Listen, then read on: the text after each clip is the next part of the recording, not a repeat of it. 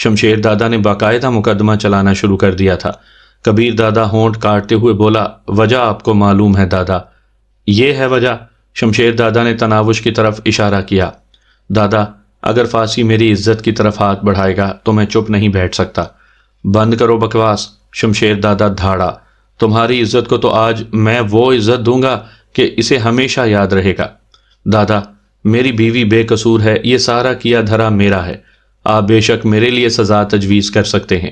یاد ہے تم نے نوشاد کی رکھیل کو اٹھا کر 3 دن تک اپنے پاس رکھا تھا؟ شمشیر دادا نے اسے یاد دہانی کرائی۔ کبیر دادا جلدی سے بولا، اٹھایا نہیں تھا، وہ خود میرے پاس آئی تھی۔ تو یہ بھی تو خود چل کر فاسی کے پاس گئی تھی۔ اگر اس کے اغوا ہونے کا کوئی ثبوت ہے تمہارے پاس تو پیش کرو۔ میری بیوی جھوٹ نہیں کہے گی، کبیر دادا گڑبڑا گیا تھا۔ شمشیر دادا زہر خند لہجے میں بولا، جو عورت کسی غیر مرد کے پاس چل کر جائے گی